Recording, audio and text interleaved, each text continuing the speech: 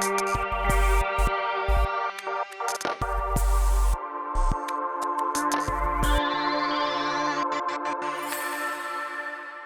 it Chapek? Okay. Chop, as in chop chop? Okay. Okay. Chapek, okay. As we get into the foundation and whatever else is surrounding that information-wise on the founding of our flower communion. So please come on up and show and enlighten us. Yay.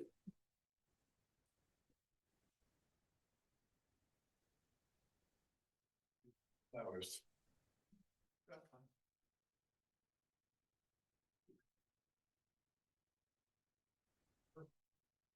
I am grateful to Laura Chilcutt, who might be with us via Zoom, hopefully. Hello.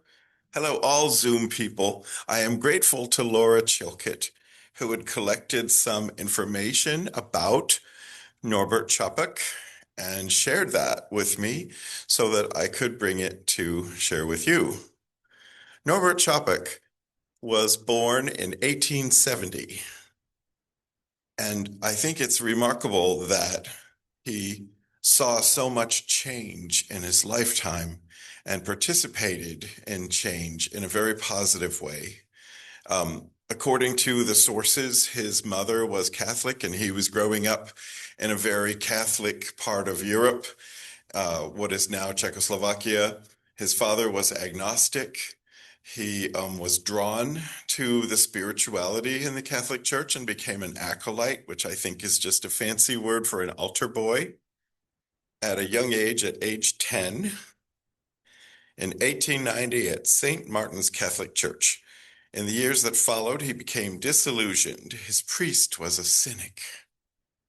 At 18, he discovered the wonders of the Baptist faith.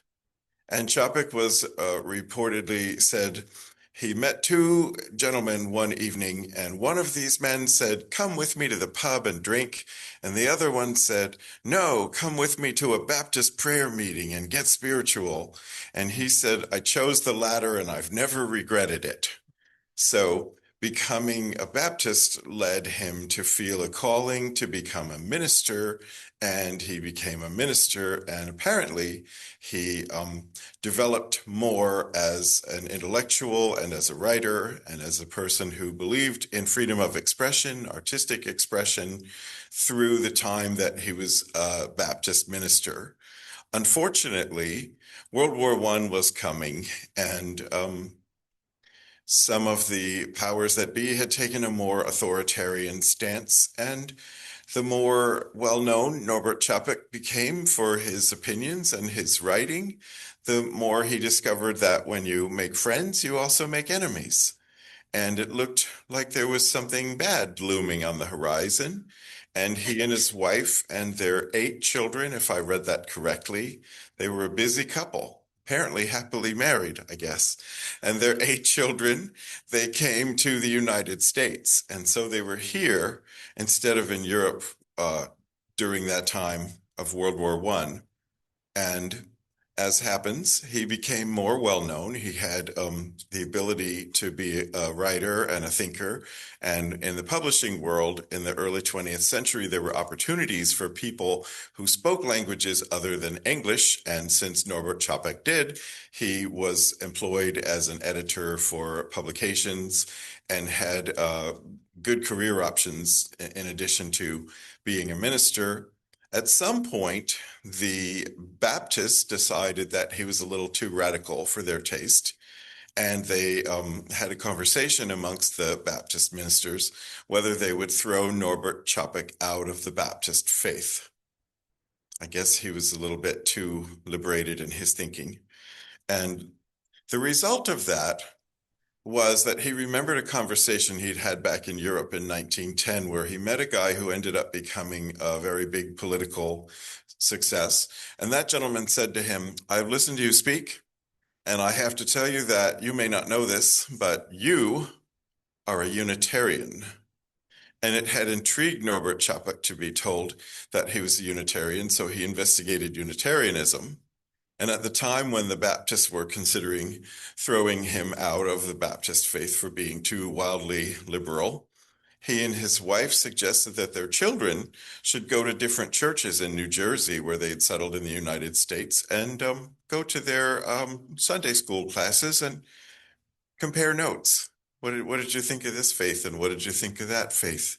And the kids came home and they reported that they liked the Unitarians best because the Unitarians had ideas that resonated with their upbringing and their family. And they said, you know, Dad, that guy was right. You're a Unitarian. I'm paraphrasing, but from my understanding of reading 3 different bios of Norbert Chapek, this makes sense. He wrote in his diary when he decided that he needed to make this change. I cannot be a Baptist anymore, even in compromise. The fire of new desires, new worlds is burning inside of me. Now, what happened was, while still in the United States, 1919, I think, 1918 or 19, Norbert Chapek's wife, Maria, died, and he was widowed. But he had met a woman, or would meet a woman, who was also from Eastern Europe, and a new love story began, and her name was Maya. And she ended up saying, let's be Unitarian Universalists together. And in 1926, after Norbert converted to becoming a Unitarian minister, Maya also became a Unitarian minister. What happened also at that time was, after World War I ended, Europe was ready for new beginnings in every sense of the word. I'm thinking of Hemingway hanging out with Gertrude Stein and Alice Toklas in Paris. Europeans were ready for change. And Norbert Chapek had just discovered Unitarianism, and he said, you know what? Maybe the Unitarians will support me going to Prague and starting a Unitarian church there, which happened. He was able to get support, and he went to Prague, and he and Maya started a Unitarian church in Prague, Czechoslovakia, at the foot of a bridge. And membership grew and grew, and over the next 20 years, it continued to grow and grow until 20 years later, in around 1940, they had 3,200 members. And they had moved from a building at the foot of a bridge to a medieval palace, which was restored. So it was a very successful life path for him, and he continued to write and to share. And one of the things that struck me about the services that he put together was that he would give a sermon on Sunday, and then on Tuesday he would repeat the sermon and they would discuss, so that people were encouraged to bring their radical, free-thinking ideas, their freedom of expression, their freedom of religion, which I'm sure the Chapeks had discovered support for in the United States. They were able to bring that, and they brought that to these conversations. So as you mentioned today, Michael, there is joy in knowing that you're talking to somebody who's a member of the clergy, but they're maybe more interested in the questions than in the answers. How are you questioned by your clergyman? How do they say, what will make you a happier and a better person?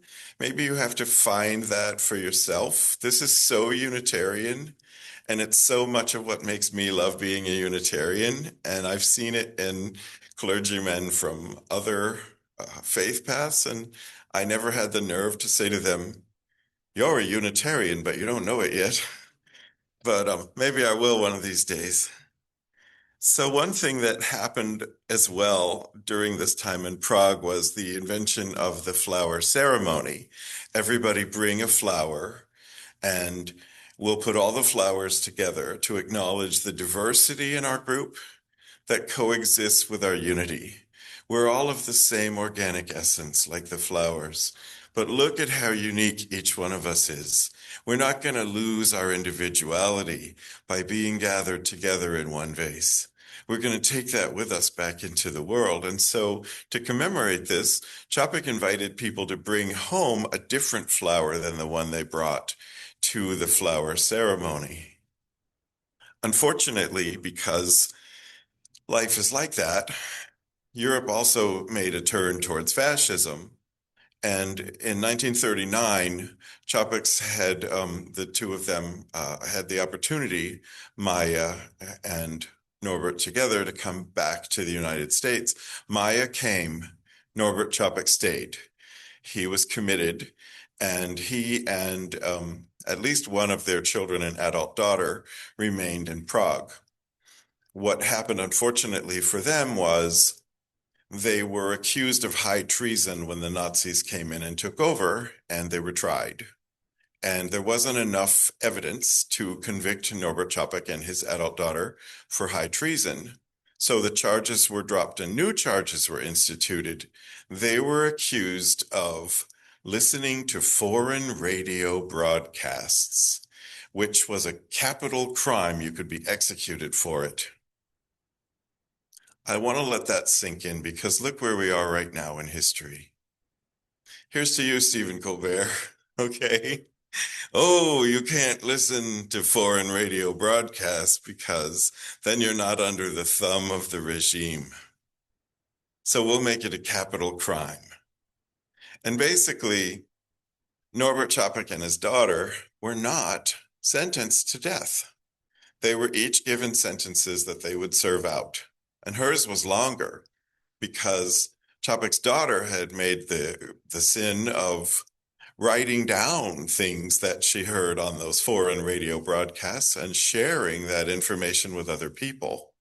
So that made her doubly wicked because she listened to forbidden information and then she shared it.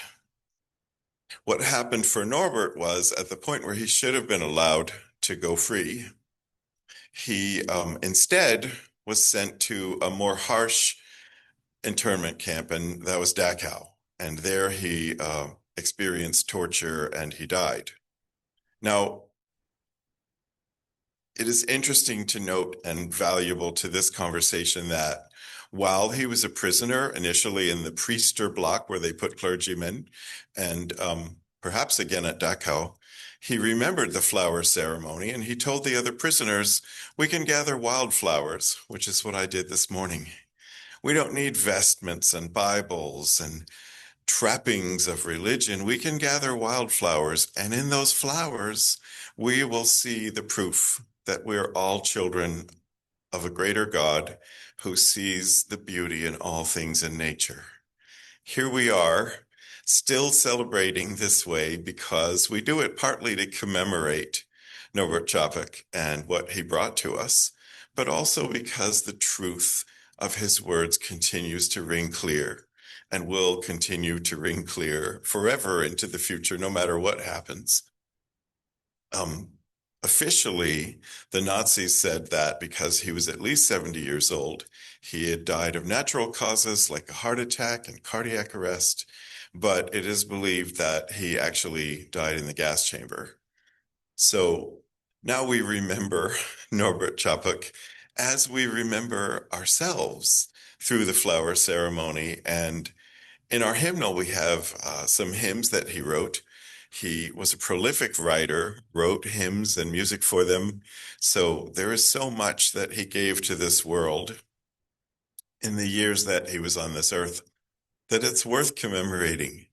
And the flower communion is a beautiful thing that I can share and you can share with people that we know, because the beauty of it and the meaning of it continues to resonate and will, I think, always resonate as long as we have this earth and we have the flowers on this earth. And we're here to do it. So thank you for hearing about Norbert Chopik and his legacy.